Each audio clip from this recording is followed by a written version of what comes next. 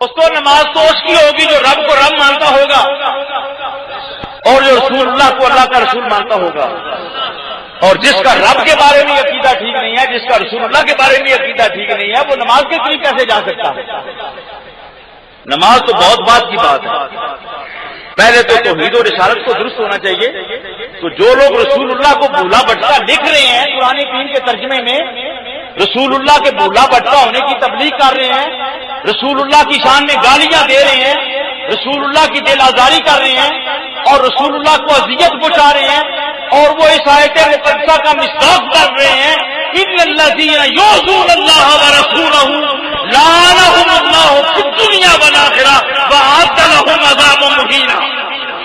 جن لوگوں نے اللہ اور اس کے رسول کو اس اذیت پہنچائی ان پر اللہ نے دنیا کے اندر بھی لعنت کی، ان پر اللہ تعالیٰ نے آخرت میں بھی لعنت کی. وأعد لهم عذابا مہینا، ان کے لیے دردناک عذاب اللہ نے تیار کر رکھا ہے. تو جن لوگوں پر اللہ نے لعنت کر دی ہے وہ نماز پڑھنے کے قابل کب ہیں؟ ان کے پیچھے کب ہوتی ہے؟ ان کی اپنی کب ہوتی ہے؟ وہ کب اس قابل ہے کہ وہ مسلمان کہلائیں جو رسول اللہ صلی اللہ علیہ وسلم کی شان میں گالیاں بک رہے ہیں اور اپنے ترجموں میں لکھ رہے ہیں وجہ کا دولن اے نبی تجھے بھولا بٹکا ہوا پایا.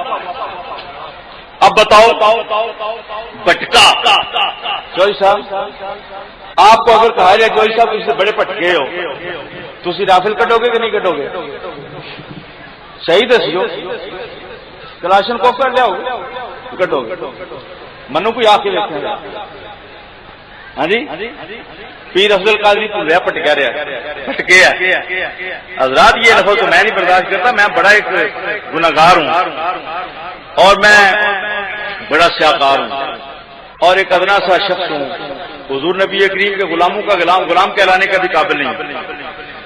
تو امام المعصوم کو کے لیے کہنا بھولا بٹکا، سید الانبیاء کے لیے کہنا، حبیب خدا کے لیے کہنا، مقام کعبہ قوسین پر جو فائز ہوئے ان کو کہنا، جو اللہ تعالیٰ کی بارگاہ میں شافع مشفع اور شافع اعظم ہے ان کو کہنا، وسیلہ کبریٰ کو کہنا، واسطہ عظمیٰ کو کہنا، اول المخلوقات کو کہنا، اللہ کے حبیب کو کہنا.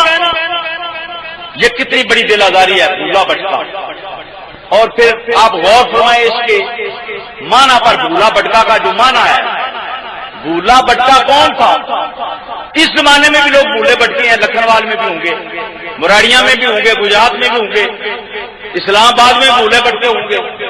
ہر زمانے کے اندر مختلف بری رائیں ہوتی ہیں، مختلف نہ ہوتے ہیں، مختلف فسوق ہوتے ہیں، مختلف معاصی ہوتے ہیں جن کے لوگ گرفتار ہو جاتے ہیں. اس زمانے میں غور کریں کہ اس زمانے کے لوگ کس طرح بھولے بٹکے ہوئے تھے. اس زمانے کے اندر جو لوگ بھولے بٹکے ہوئے تھے تاریخ بتاتی ہے کہ وہ شرک کرتے تھے. اس زمانے کے اندر جو بھولے بٹکے ہوئے تھے وہ بچیوں کو زندہ درگور کرتے تھے. اس زمانے کے اندر جو بھولے بٹکے ہوتے تھے وہ شراب پیتے تھے. اس زمانے کے اندر جو بھولے بٹکے ہوئے لوگ ہوتے تھے وہ جوا کھیلتے تھے. اس زمانے کے اندر جو لوگ بھولے بٹکے ہوتے تھے وہ زناکار اور سیاکار ہوتے تھے. اس زمانے کے اندر جو بھولے بٹکے ہوتے تھے وہ قتل و غارت اور ڈکیتیاں کرنے والے ہوتے تھے. اس زمانے کے اندر جو بھولے بٹکے ہوتے تھے وہ اپنی ماؤں کے ساتھ زیادتیاں کرنے والے ہوتے تھے، وہ اپنی بچیوں کے ساتھ زیادتیاں کرنے والے ہوتے تھے، وہ عورتوں کو ان کے حقوق سے محروم کرنے والے ہوتے تھے. بتاؤ اس قسم کی کوئی بات رسول اللہ میں متصور ہو سکتی ہے کہ ان ظالموں نے رسول اللہ کو بھولا بٹکا کہہ دیا؟ کوئی بھولا بٹکا ہونے کی علامت جو اس زمانے میں علامت تھی بھولا بٹکے کی حضور میں متصور ہو سکتی ہے؟ اب آؤ قرآن سے پوچھو. قرآن فرماتا ہے یاسین والقرآن الحکیم انک لمن المرسلین علی صراط مستقیم. اے پیارے حبیب ہم نے آپ کو صراط مستقیم پر اللہ پاک فرماتا ہے ما ضل صاحبکم وما غوی. کسی زمانے میں کبھی بھی، کسی زمانے میں کبھی بھی، نہ ماضی قریب میں نہ ماضی بعید میں، ماضی مطلق کا لفظ استعمال کیا، تمہارے آقا کبھی گمراہ نہیں ہوئے. یہ سورہ نجم میں اللہ گواہی دے رہا ہے. ان کو کہاں سے مل گیا کہ حضور بھولے بٹکے ہوئے تھے؟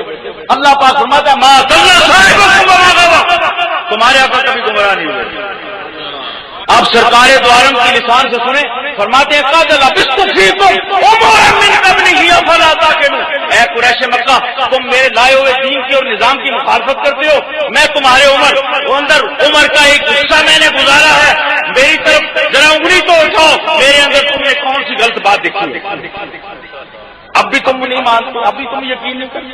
سارے قریش خاموش ہو گئے، کوئی شخص انگلی نہیں اٹھا سکا، بلکہ سب نے کہا ہم نے آپ کو صادق و امین پایا۔ اب جناب ابو طالب سے پوچھو، جناب ابو طالب کہتے ہیں میں نے 8 سال سے حضور کو اپنی پرورش میں لے لیا، کبھی بچوں کے ساتھ کھیلتے نہیں دیکھا، کبھی کھل کر ہنستے ہوئے نہیں دیکھا، کبھی مذاق کرتے ہوئے نہیں دیکھا، کبھی حضور نبی کریم صلی اللہ علیہ وسلم کو لغو اور بیہودہ بات کرتے ہوئے نہیں دیکھا۔ فرماتے ہیں جب بھی بات کرتے تو بڑی متانت اور وقار کے ساتھ بات کرتے۔ آپ باوجود علیمہ السعدیہ سے پوچھو، فرماتی ہیں دائیں پستانی سے حضور کو دودھ پلاتی تھی، بائیں چھاتی سے میں اپنے بیٹے کو دودھ پلاتی، اور کبھی کبھی میں حضور نبی کریم کو بائیں چھاتی پیش کرتی تو حضور انکار فرما دیتا، اور حضور جانتے تھے یہ میرے بھائی کا حصہ، میں نے اس کو نہیں پینا۔ اس عمر میں، جس عمر میں بچے نہیں جانتے حلال و حرام کو، جس عمر میں بچے نفع نقصان کو نہیں پہچانتے، جس عمر میں بچوں کو نہیں پتا ہوتا کیا پینا نہیں پینا۔ اس موقع پر مولانا عنایت اللہ صاحب کی ایک بات یاد آ گئی ہے، سانگرہ ہلوانوں کا، وہ فرماتے تھے سرکار نے تو اپنے بھائی کا حصہ نہیں پیا، اور نبی پاک کی مثل بننے والے تیرا منہ تو کتی کے ساتھ لگا دے تو کتی کا بھی دودھ پی لے۔ یہ فرمایا کرتے تھے مولانا عنایت اللہ صاحب، سانگرہ ہل والے بہت بزرگ تھے، صاحب کرامت ولی تھے، بہت بڑے عالم تھے، تو فرماتے تھے اے نبی پاک کی مثلیت کا دعویٰ کرنے والے، پیغمبر تو اس عمر میں جانتا ہے کیا کرنا ہے کیا نہیں کرنا، تجھے کیا خبر تیرا منہ تو کتیا کے ساتھ لگا دے تو کتیا کے بھی دودھ پی جائے، تجھے کیا پتا اس عمر میں، جس عمر میں بچوں کو کوئی تمیز نہیں ہوتی، تو حضور نبی کریم کو تو اس عمر میں بھی تمیز، اس عمر میں بھی حضور جاننے والے تھے، اور یہ حضور نبی کریم کا عدل جبلی ہے۔